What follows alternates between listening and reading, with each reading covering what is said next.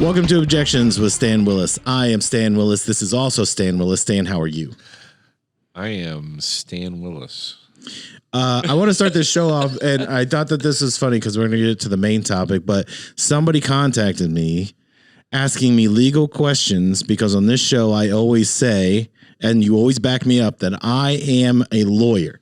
Fair? He's not a lawyer. I think it's unfair to say just because I didn't go to law school. I've watched a lot of procedural dramas. You didn't go to law school. You didn't pass a bar exam. You can't even walk past a bar.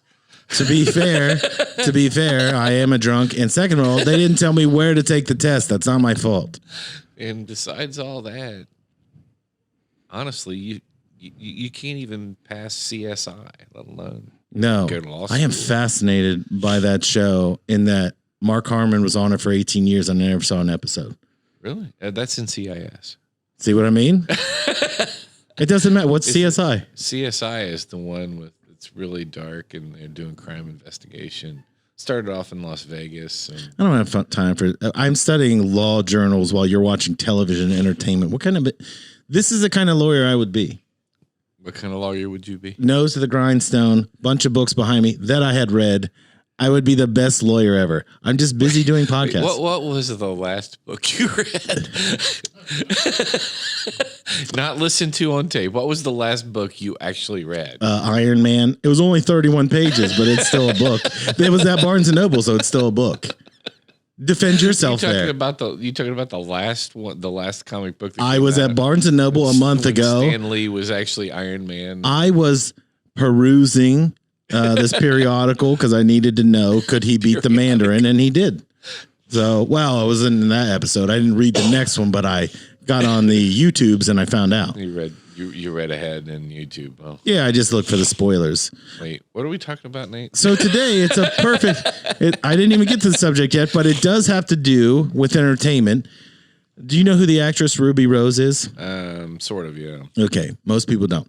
So there was a show called Batwoman. I only know because you told me a little while ago. Right.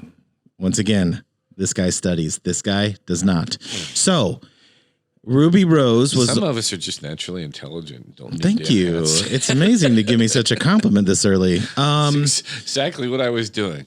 So Ruby Rose was the star of Batwoman, which was a very agenda-driven show. They wanted to push the...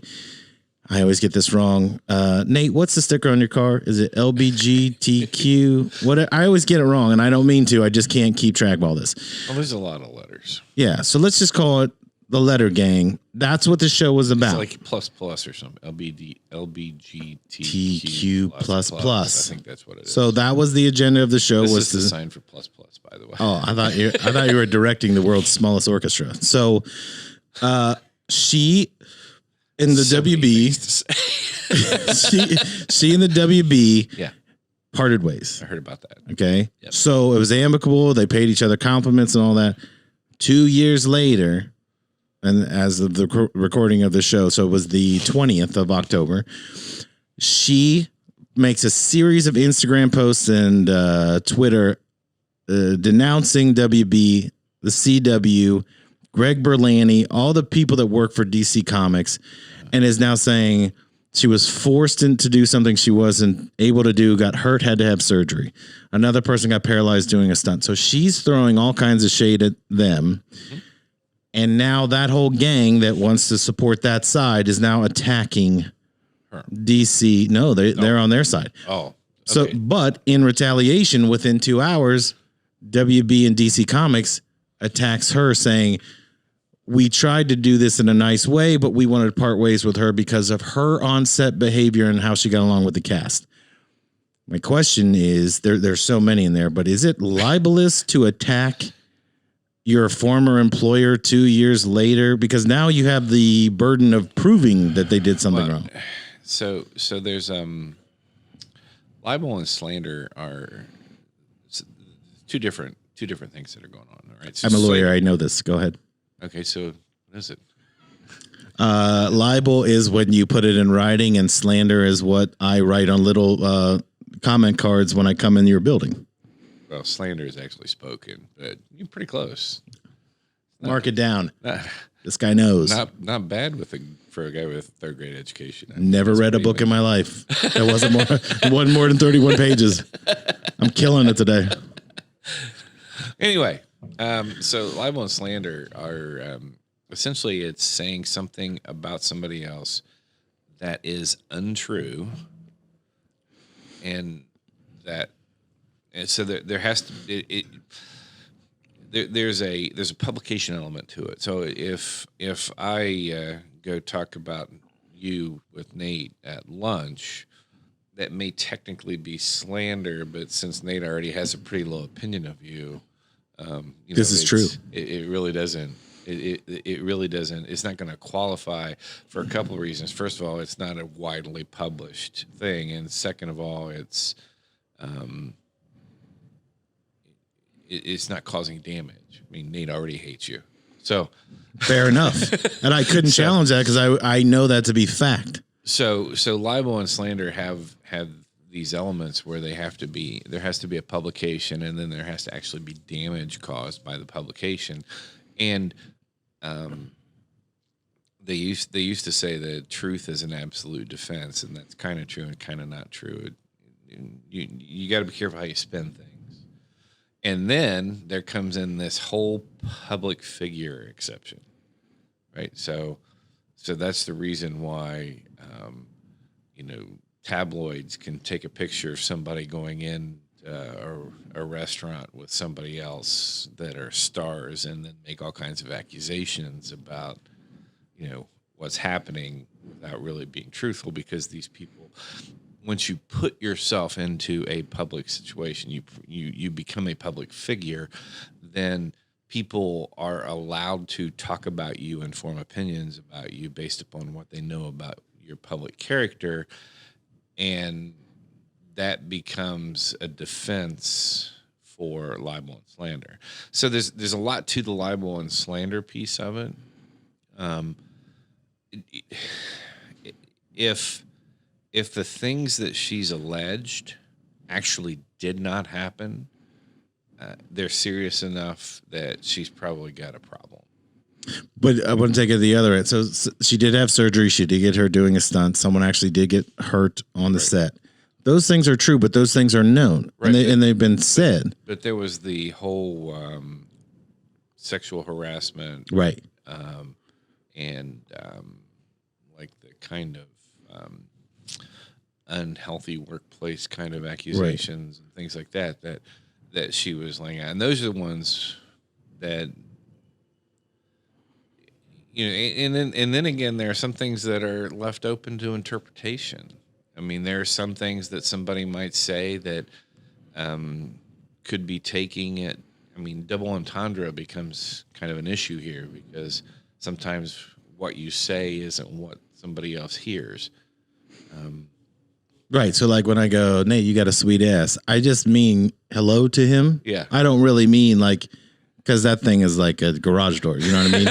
But I'm trying to compliment him. I'm just not good at giving compliments. Same thing.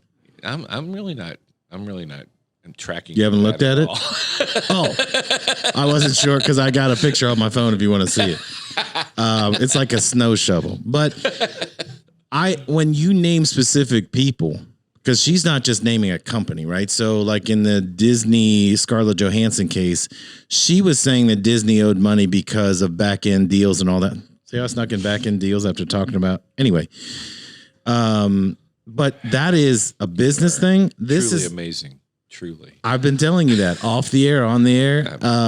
But when you name somebody like Greg Berlanti, who was a really high up at DC, who was in charge of the film division, the books, everything else, you're naming him and saying he is part of this. Are you not slandering his name? You are if it's not true. Right. Oh, so if it is true. If it is true, then it's not going to be libel or slander. Why wouldn't, if she had these gripes, why wouldn't she have turned around and just sued them unless that? Well, there are all kinds of reasons for that, and it would be purely speculation. Well, let's speculate. Okay. Let's make things up. So I would speculate, having been around places where people who are employees become unhappy and people who are employers become unhappy and they separate. Typically, there's some type of severance agreement that involves some sort of payment. And typically those agreements are surrounded with non-disclosure rules and things like that. So it could be that. I am wondering about the NDA because I'm thinking there can't be a statute of limitations where it's for 24 months, you can't say it, and then you can blow it out of the water. And then sometimes one of the things that I find interesting is people say all the time, you've heard people say time heals all wounds. Right. I think with some wounds, time just makes it. I believe. Yeah, I was going to say it's festers for worse. Sure. And so sometimes I think, especially in a world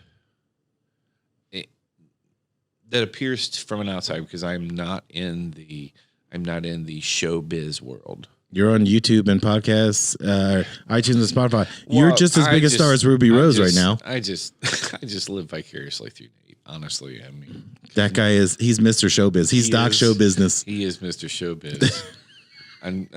It's kind of weird that you slept with him just to get this job, but well, I didn't know that it was going to be this low rent. I mean, but again, that beard and that shovel ass. But in an industry that, from an outsider's viewpoint, appears to be so heavily sexualized anyway. I mean, the Weinsteins of the world and stuff like that.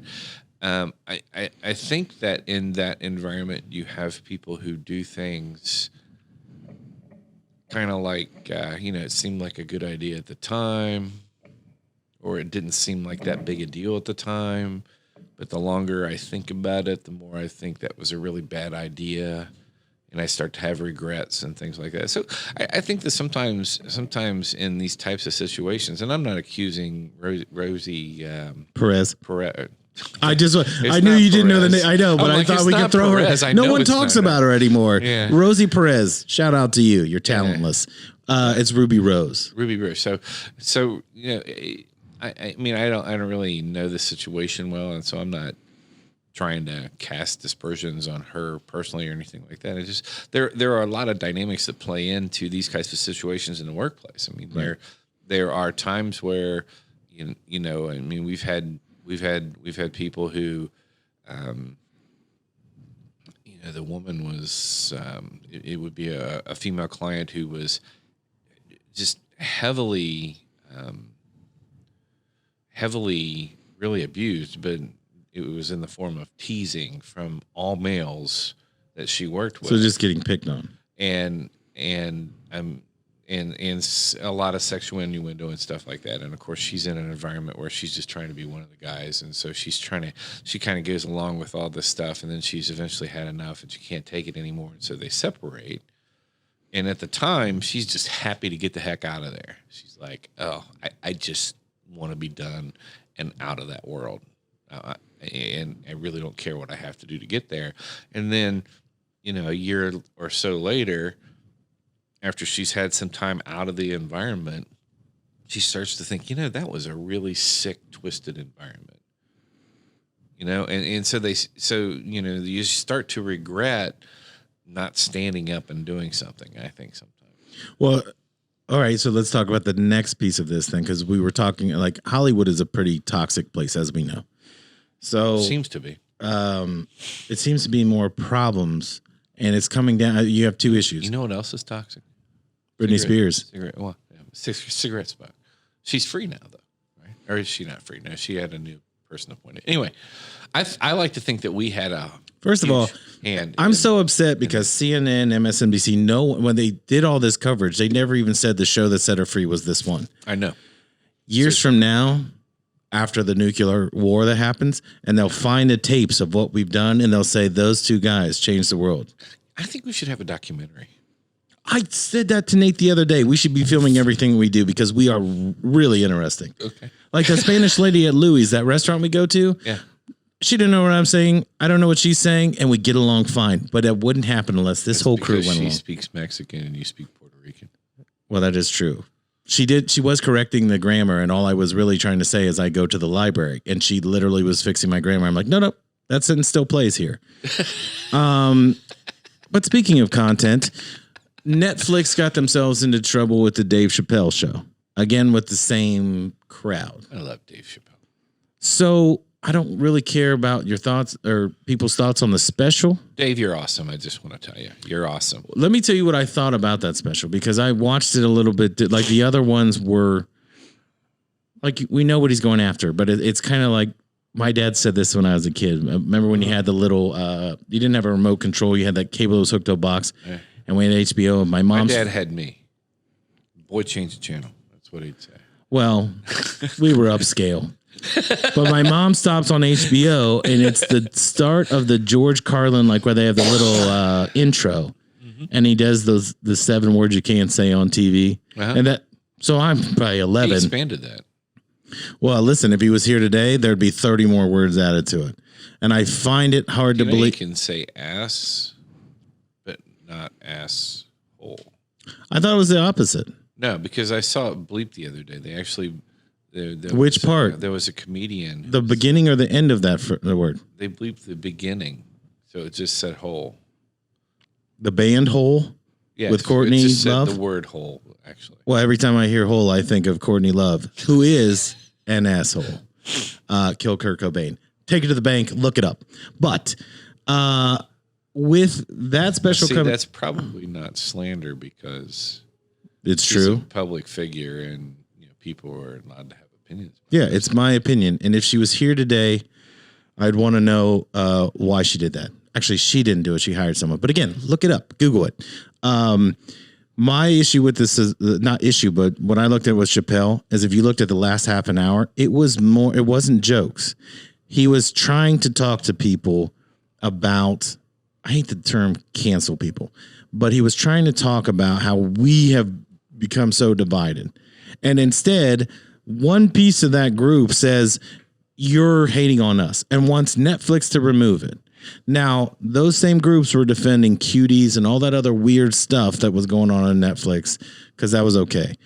Now, 1,000 people, and again, I couldn't find 1,000 people when I looked at the pictures and video. I found about 20. And they're all dressed like women that could bench press a lot, if you will. Yeah. And so, but their on the ground strike was they should be paying those people more, create more content that's for that cluster. Nate sent me something on that today, but they want trauma pay based on the fact that Netflix did business with Dave Chappelle and won't pull it down. What is it you're really fighting for here? Are you fighting for more? Right, but that's my point. Is trying to get money. But people are looking at it like Dave Chappelle is such a hateful person. But Dave Chappelle is not a hateful person.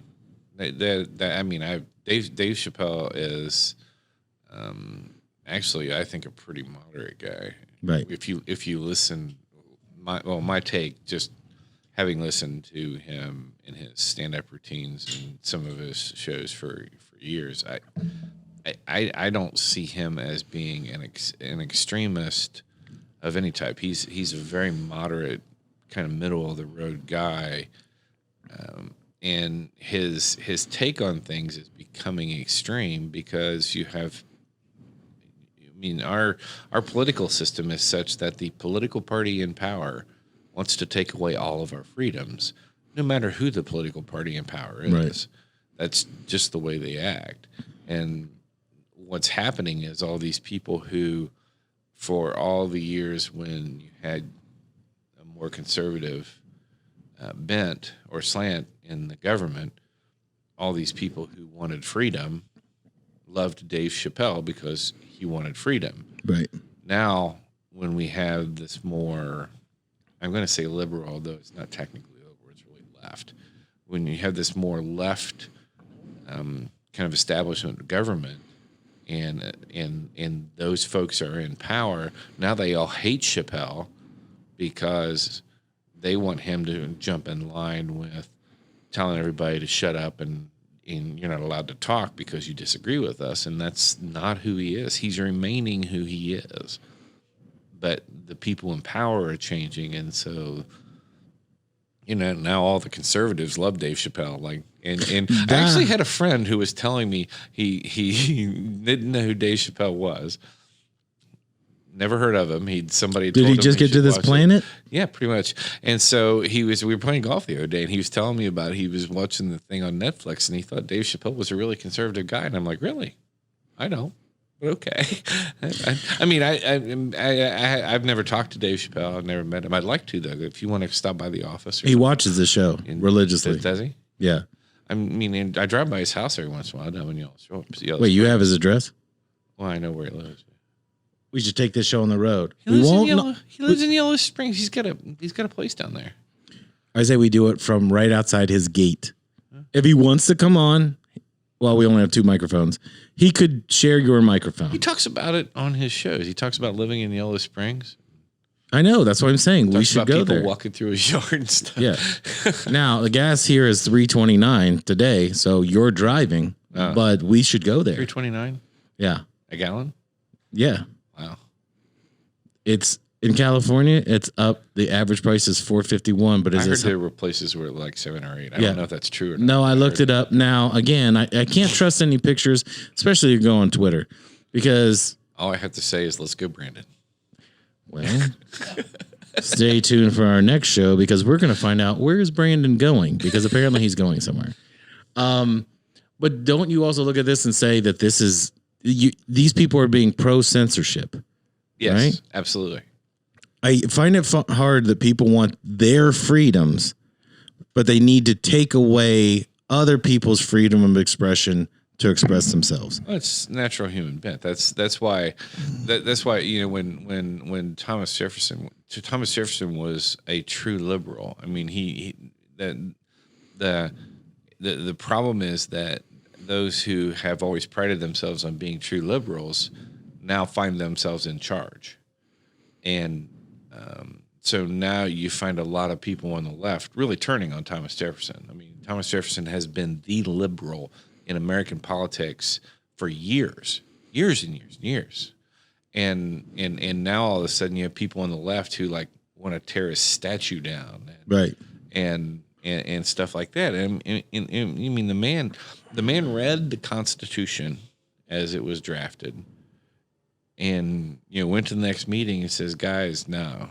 I mean, you drafted a document that can't allow the government to just be what we already have. Ultimately, this thing can just take control of everybody, even with all your stuff in it." He says, "We need these," and that's why he wrote the Bill of Rights, because we need to guarantee these freedoms to the people who aren't in power.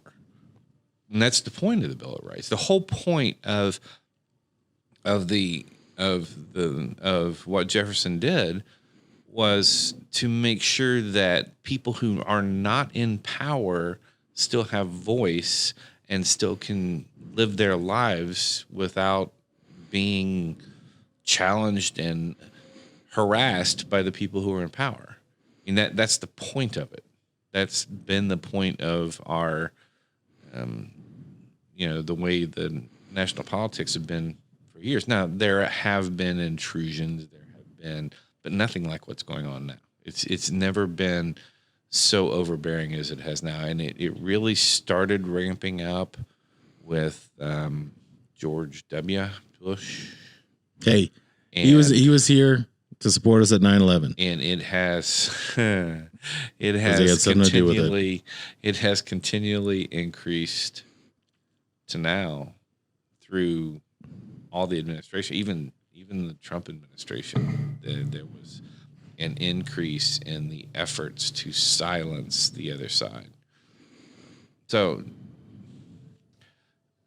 I don't know why I'm talking about all that, except for to say, what we have and what happens with Dave Chappelle is, you take a guy who really just believes in freedom, and he really just believes that the way we're made, we really should be able to disagree and still get along.